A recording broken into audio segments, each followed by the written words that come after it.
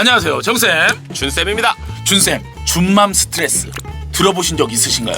준맘이라고 하니까 어떤 네. 뜻인지 추측은 좀 되는데요. 2021년 2월 5일자 조선일보에 따르면 이 화상회의를 할 때 쓰는 프로그램 줌 아시잖아요. 아, 그럼요. 줌과 맘을 붙인 거예요. 원격 수업을 할 때 옆에서 굉장히 적극적으로 압박 수비를 하면서 자녀를 지원한 엄마. 마치 그 헬리콥터 맘처럼. 아, 네, 그렇죠. 그런데 이분들이 수업에 간섭하거나 좀 방해가 돼서 교사들이 이를 준맘 스트레스 이렇게 말을 붙였다고 합니다. 그러니까 이제 모니터 옆에 이제 보이지 않는 곳에서 계속 참관을 하신다는 얘기고. 그렇죠. 근데 제가 또 생각해봤을 때 교육에 대한 열정이 있고 뭔가 이제 호기심이 있고 그런 부모님이라면은 충분히 참관을 할 수 있다고 생각을 하고요. 네. 참관을 할 수 있다 없다는 법적으로 정해진 문제는 아닌 거기 때문에 그렇죠. 저는 이 참관하시는 부모님들 준맘들이 약간 이해가 됩니다. 준맘 편으로 가나요?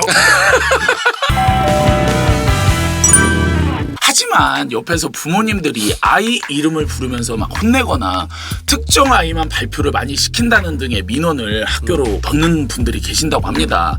예를 들면 어떤 아이의 화면이 꺼져서 야 누구야 수업 중인데 이렇게 화면 끄면 어떡해 이렇게 나무랐더니 바로 부모님이 전화가 와서 왜 우리 아이를 이렇게 혼내면 어떡하냐 급하게 전화를 쓸 일이 있어가지고 잠깐 화면을 끈 건데 뭐 이렇게 해서 다시 또 민원을 넣는 경우가 있다고 합니다. 그렇게 약하게 혼냈을 것 같지 않은데요?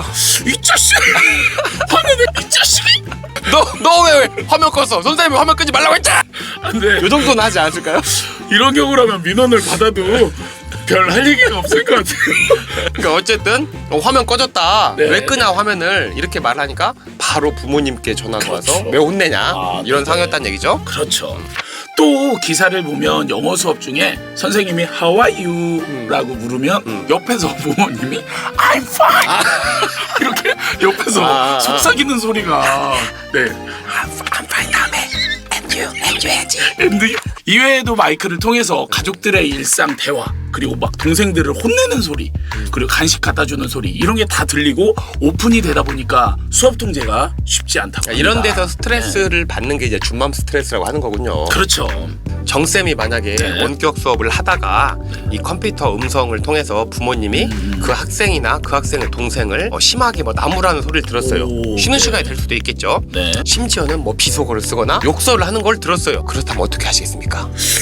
굉장히 난감한 경우인데 혹시 뭐 신고라도 하시겠나요? 아, 아동학대 의무자 네네. 신고 의무자잖아요. 네네네. 이거 굉장히 어렵고 난감한 경우인 것 같아요. 그렇죠. 네. 그러니까 이와 관련해서 원격 수업으로 인해 아동학대 사건은 늘었는데 네. 교사의 신고 수가 매우 감소했다는 기사가 나왔습니다. 기사에 따르면은 한 고등학교 교사가 한 말이 공감이 되는데요. 네. 가출, 학교폭력 등 2차적 문제를 역추적해 아이들에 대한 방임이나 폭력을 확인하고는 했는데 온라인 수업 상황 속에서는 이런 것들이 표면화되지 않아 발견하기가 어려워졌다라고 합니다. 네. 초등학교로 예를 들어보자면은 네. 학생이 물어보니까 아침도 안 먹었어요. 그럴 수도 있지 하고 또 수업을 하다가 점심 먹었니? 그러니까 점심도 안 먹었대요. 그리고 씻은 것 같지도 않아요 그 시간까지. 네. 그러면 왜 점심도 안 먹었니 물으면은 그냥 집에 있는 뭐 빵 하나 물었어요. 이렇게 학생들이 대답한단 말이에요. 네. 그러면 부모님에게 전화를 하죠. 네네, 부모님은 그렇죠. 별로 대수롭지 않아요. 애가 게을러서 그래요. 그리고 원래 먹는 거 좋아하지 않아요. 잘 안 씻어요. 이렇게 네. 얘기한다면은 선생님들이 조치할 수 있는 게 없다는 얘기예요. 이거를 아동학대로 보기도 어렵고. 그렇죠. 아니 원래 애기의 성향이 잘 먹는 거 안 좋아하고 네. 잘 안 씻는구나. 그렇죠. 이렇게 생각할 수도 있거든요. 그러니까 딜레마라는 겁니다. 신고하기가 어렵다는 얘기예요. 맞아요. 교사들은 아동학대 의무 신고 대상자인데 이처럼 아동학대 징후 가이드에 없는 상황들이 이 줌을 통해서 많이 늘어난 거예요. 그래서 기존에 있었던 아동학대 징후 체크리스트를 이 코로나19 상황에 맞게 조금 수정하는 게 맞다고 생각합니다. 그럼 좋겠네요. 또 선생님들이 이제 출근을 하고 원격 수업 플랫폼에 들어가면 바로 하는 일이 하나 더 있는데요. 네. 전화를 돌리는 일입니다. 그렇죠. 네. 등교하지 않은 학생들에게 전화를 돌리는 거죠.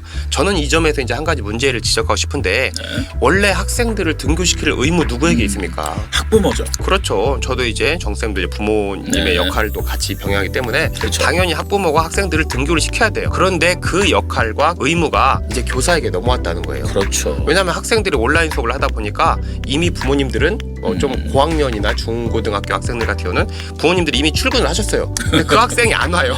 당연히 전화는 선생님이 해야죠. 맞습니다. 걱정이 되니까요. 네네네. 안 들어오니까. 그게 바로 등교시키는 거잖아요. 선생님들이 계속 전화만 돌리고 있다는 거예요. 등교시킬 의무가 교사에게 넘어왔다는 겁니다. 근데 원격 수업 시에는 부모님과 더 유기적인 연락을 취해야 되잖아요. 그렇죠. 이제 교사와 학부모의 연락이 잦다 보니까 지켜야 할 선이 조금씩 무너지는 경우가 생기는 거예요.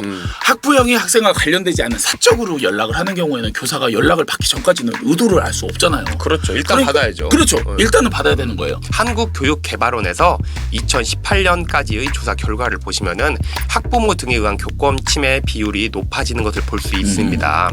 아마 올해 건 아직 나오진 않았지만 그렇죠. 2020년 교권 침해는 원격 수업으로 인해서 부각된 교사의 초상권, 이 초상권 침해를 포함해서 그 수치가 훨씬 높아질 거라고 예상을 하고 있습니다. 네네. 실제로 원격 수업 초반에는 교사의 동의 없이 교사가 수업하는 영상도 막 돌아다니고 그랬어요. 그리고 어떤 학교에는 뭐 몇 학년 선생님이 잘생겼다더라, 예쁘다더라, 뭐 이런 말도 동네나 학원가에서도 돌았고요. 학원가에서도 뭐 2반 선생님은 얼짱 선생님 너무 예뻐? 너무 잘생겼어. 근데 우리 반 선생님은 뭐야? 그러니까 아이들끼리도 그 화면을 네. 녹화를 한 게 아니라 화면을 휴대폰으로 이렇게 찰칵 그렇죠. 찍어서 그렇죠. 이제 친구들과 공유를 하고, 야 이거 봐 우리 반 선생님이야, 우리 뭐 옆반 선생님이야, 이렇게 자랑도 하고 맞아요. 하니까 그런 초상권이 문제가 될 수밖에 없습니다.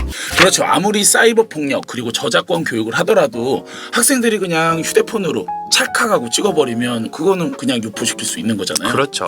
이런 교권 침해로부터 교사를 보호하기 위한 대책 그리고 사회적 인식 변화가 필요한 것 같습니다. 준맘 스트레스도 줄이고 이거를 잘 극복하고 우리 온라인 교육, 원격 수업도 잘 이루어질 수 있는 그런 방법과 대책이 나왔으면 좋겠습니다.